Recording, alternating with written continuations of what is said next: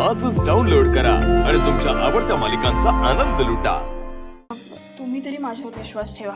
आशू अजिबात विश्वास ठेवत नाही, पण मला कन्फर्म वाटते की रॉकी तिथे येण्याचं वेगळं कारण असूच शकत नाही। हे बघ शिवा, आम्ही तुझ्यासोबत आहोत, पण आपल्याला काहीतरी ठोस पुरावा लागेल। हे जर खरं असेल ना तर आपण त्या लोकांना सोडायचं नाही बाई। हां ऐका, मग मला तुम्ही आता सगळं नीट सांगा, त्या दिवशी नेमकं काय काय घडलं, रॉकी तेव्हा कधी निघाला? मी सांगतो काय झालं। रॉकी तिकडे होता ना,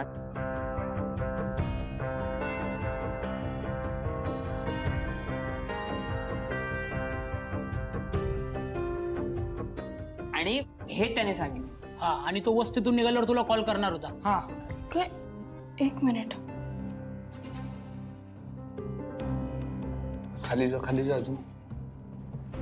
अरे अरे कॉल कसे काय गेले यार?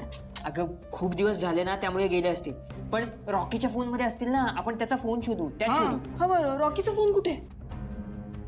नाही, आम्हाला नाही माहिती। पोलिसांना सापडला का? अरे मग त्यांना जर सापडलं असतं तर आपल्याला दिलं असतं ना त्यांनी। नाही, तुम्हाला नाही दिलाय का? हो, पण शिवा रॉकी फोन घेऊन गेला होता हे नक्की आहे। हां अरे मग कुठे गेला फोन? जिजू, हां हे जिजूंना सांगूया। आशू, आशू ऐक ना, काय मी काय म्हणते, तुला पोलिसांनी रॉकीच्या फोन बद्दल काही सांगितलं का? तुला सापडलाय का फोन? नाही. कारण की आम्ही आता सगळे बोलत होतो ना, तर आम्हाला हे लक्षात आलं की रॉकीचा फोन नाही मिळत आहे। तो मिळायला पाहिजे, तो शोधायला पाहिजे आपण। तू अजूनही त्यातच आहेस? आशू, अरे जिजू, शिवा बरोबर बोलते। हा, हे बघ शिवा, तू आत्ता यात पडू नकोस प्लीज। हां, आणि तुम्ही सुद्धा उगाच याबद्दल विचार करत बसू नका। चला, उशीर झालाय, घरी जाऊया। चल शिवा, घरी जाऊ। आशू, चल, चला घ्या बॅगा, घ्या, चला पटकन।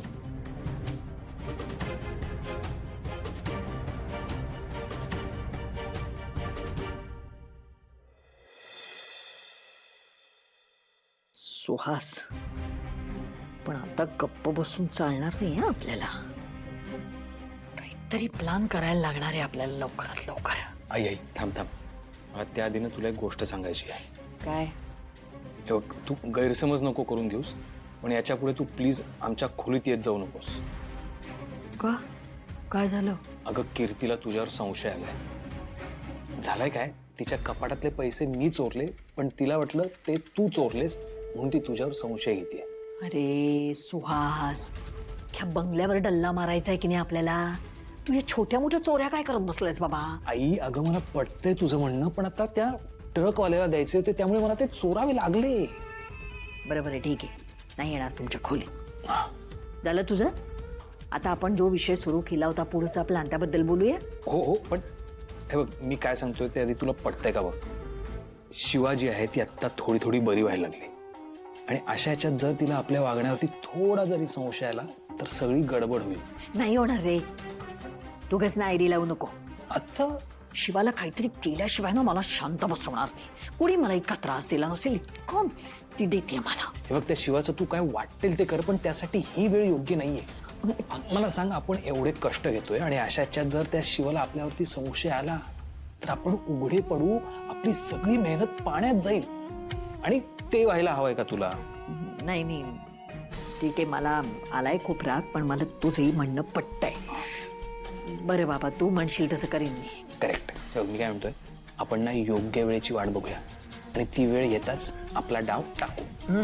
पण ती वेळ आली ना की झडप टाकणार मग मी ऐकणार नाही कोणाचं। जगू दे तिला थोडे दिवस सुखाने, जगू दे, मारू दे काय उड्या मारायच्या ते, मग बघते काय करायचं ते।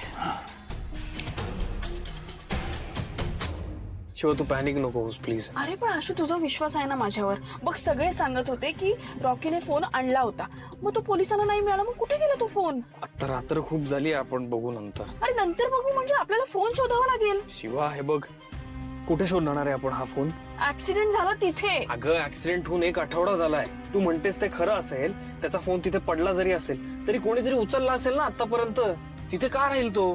हे बघ, आपण बघूयात, नंतर पोलीस शोधतील। अरे त्यांना तो आधीही नाही मिळाला, आता काय मिळणार आहे? आशू, तुला कळते का, त्यांच्यासाठी फक्त केस आहे।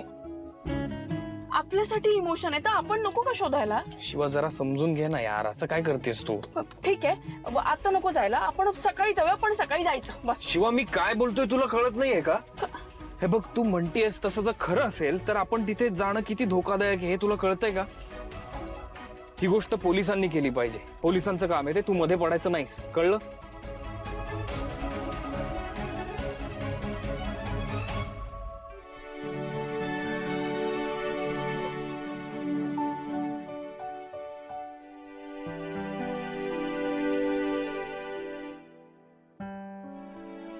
ताई ताई, हे दूध आणलंय, तिला रात्री जाग आली तर. हा,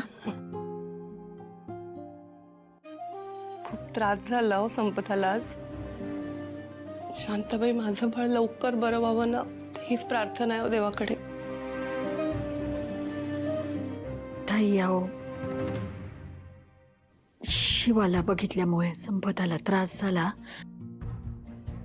आता या सगळ्याचा ना एकच पर्याय आहे, पण जाऊ दे बाई, नकोच. हो, नाही नाही, सांगा ना. नाही, बरोबर नाही वाटत हो. शांताबाई, अहो संकोच का करताय तुम्ही? आता संपदा बरी होणं जास्त महत्वाचं आहे. सांगा तुम्ही.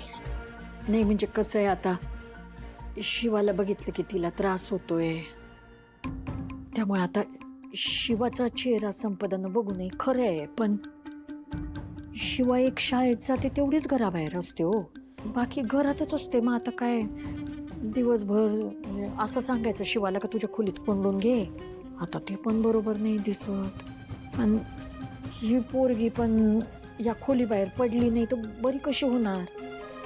म्हणजे लहान तोंडी मोठा घास घेतलाय मी, पण आता बघा, शिवा पण माझी, पोरगी पण माझी, मला काय दोघी सारख्या हो, पण या पोरीचे हाल बघवत नाहीत बघा.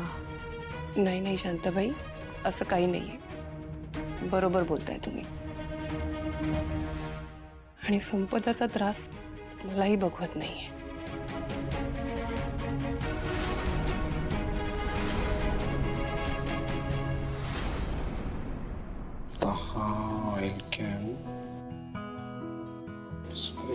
Battery 10 batteries. चंदन,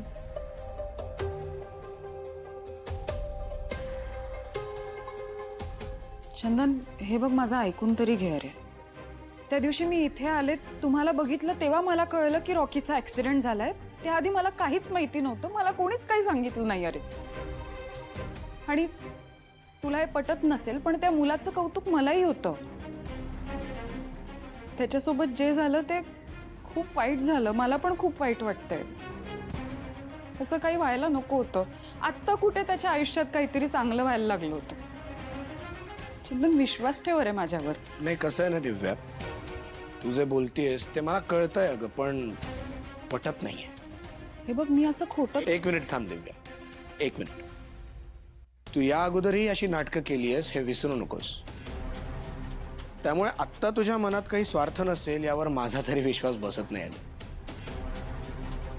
त्यामुळे आता का, कशासाठी, ही सगळी प्रश्न नको, कशाला, काही गरज नाही. आणि हा, तू गेलीस तरी चालेल, मला गॅरेज आवरायचं. बाय.